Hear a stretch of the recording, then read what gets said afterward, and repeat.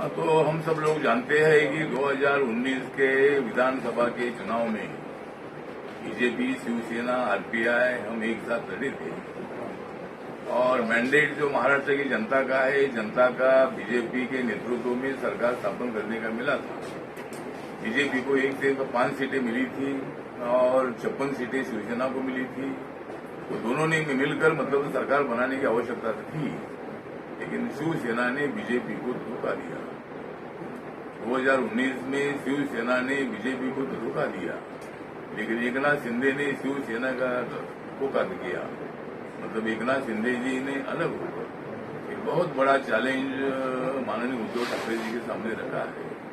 कम से कम 42 एमएलए उनके साथ है, जो 56 एमएलए है उसमें जो 42-43 एमएलए अभी उनके पास है और भी 4-5 एमएलए उनके पास आने की संभावना है। और अभी मतलब बहुत ही जल्द माननीय देवेंद्र फडणवीस जी मुख्यमंत्री बन सकते हैं। एक तो एकनाथ शिंदे जी ने देवेंद्र फडणवीस जी और बीजेपी के साथ बात करनी चाहिए और बीजेपी ने भी एकनाथ शिंदे जी के साथ बातचीत करके और जल्द ही मतलब अपनी सरकार स्थापन करने का जो पत्र है ये माननीय राज्यपाल साहब को देने की आवश्यकता है। और कम से कम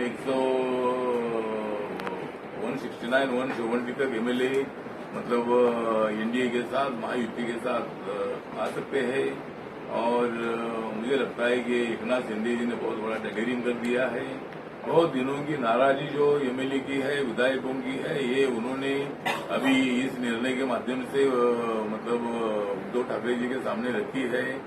और जिस तरह राज्य चलाना है वो चलाने के लिए माननीय उद्धव ठाकरे जी उतने कैपेबल नहीं थे और उन्होंने मतलब बीजेपी को छोड़ने का निर्णय तो नहीं लेना चाहिए था, लेकिन अभी उनको बहुत बड़ा फटका बैठा है। और अभी जल्द ही मतलब देवेंद्र फडणवीस के नेतृत्व में महायुति की सरकार, एनडीए की सरकार आएगी और एक बहुत ही अच्छा परिवर्तन होगा।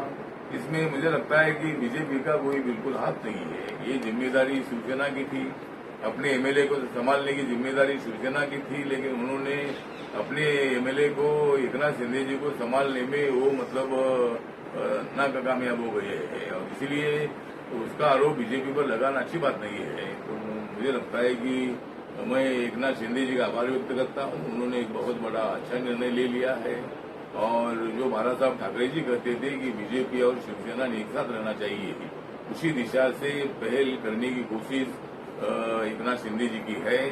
और जरूर बहुत जल्द ही महाविकास आघाड़ी की सरकार जाकर वहां महायुति की सरकार जो है ये सरकार वहां आ जाएगी।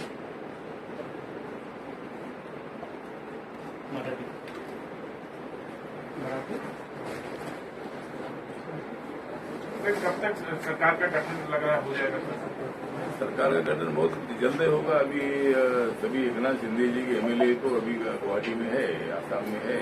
अभी वो जल्द ही मतलब वहाँ महाराष्ट्र में आएगी, मुंबई में आएगी और सभी का सिग्नेचर लेकर एक पत्र जो है दोनों पार्टियों का राज्यपाल जी के पास जाएगा और राज्यपाल जी उस नाम को एग्जामिन करेंगे और देवेंद्र फडणवीस जी को सरकार बनाने का जो मतलब उनको निमंत्रण है, ये निमंत्रण उनको देंगे और बहुत ही जल्द सरकार स्थापन होगी।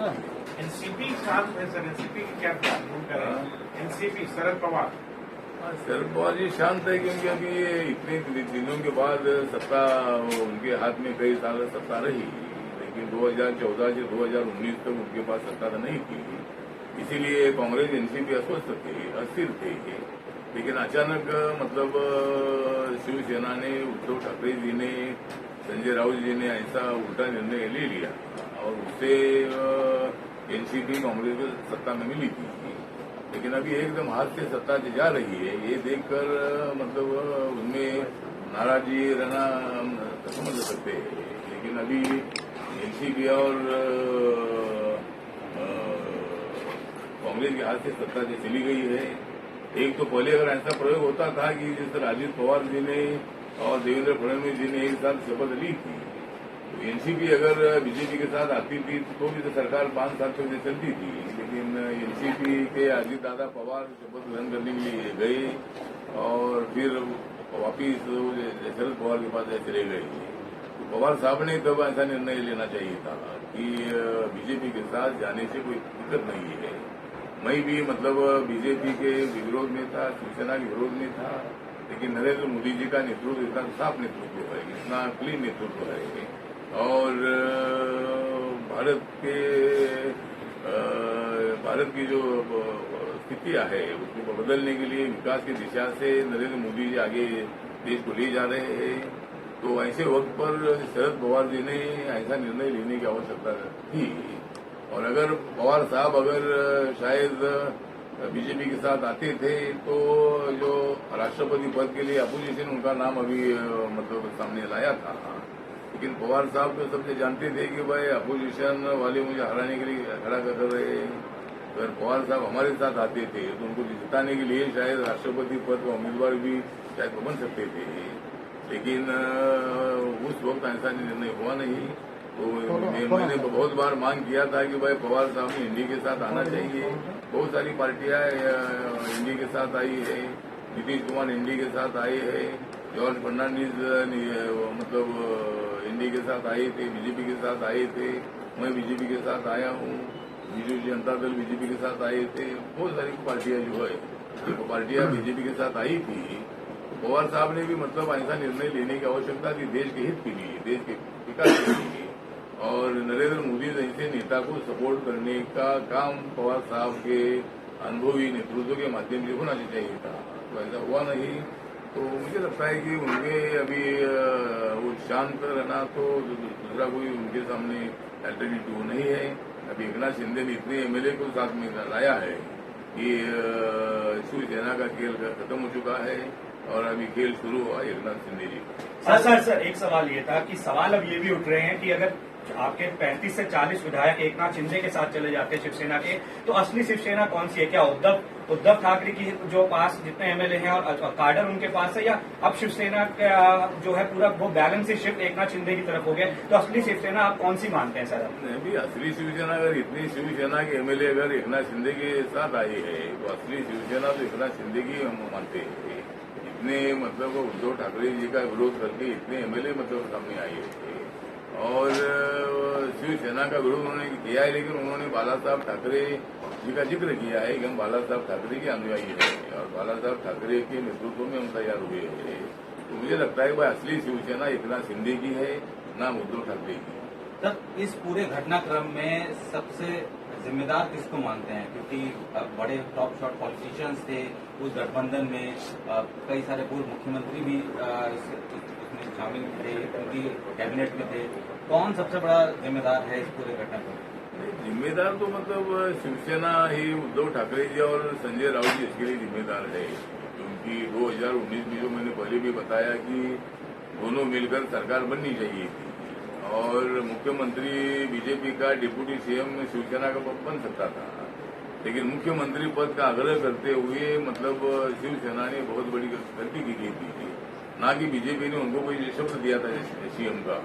जब माननीय नरेंद्र मोदी जी महाराष्ट्र में विधानसभा के प्रचार में आते थे तो वो सभी जनता के सामने बोलते थे कि भाई दिल्ली में नरेंद्र और महाराष्ट्र में देवेंद्र, इसी तरह की भूमिका शिवसेना के सामने रखते थे।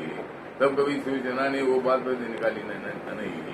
लेकिन जब आंकड़े ऐसे आ गई कि बीजेपी को अपेक्षा से कम सीटें मिली, बीजेपी को लगता था कि उनको 130-125 सीटें मिलेगी, लेकिन वो 105 सीटें मिली। अभी तो उनके साथ 130 सीटें भी है।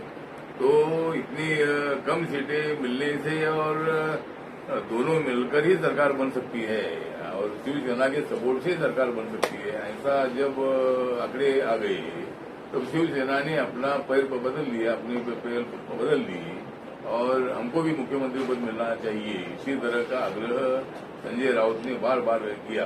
इसके लिए सबसे ज्यादा जिम्मेदार संजय राउत जी हैं और उन्होंने मतलब इसमें समेट करने की आवश्यकता थी, लेकिन उन्होंने झगड़ा लगाने का काम किया बीजेपी शिवसेना में और कांग्रेस एनसीपी के साथ जाकर बहुत बड़ा धोखा अपने ऊपर ले लिया और अभी उसका अनुभव हम अभी देख रहे हैं और ये उनको अभी भुगतना पड़ेगा।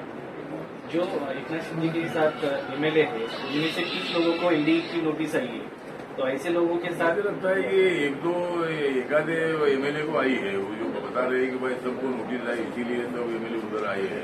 ऐसी कोई किसी एमएलए को नोटिस आई नहीं है।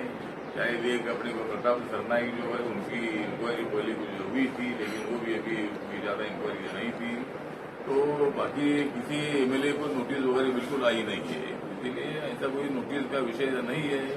और ईडी की इंक्वायरी कोई किसी पार्टी या किसी मंत्री ने बोलने की होती नहीं है, जो पेपर पर जो इंक्वायरी होती है।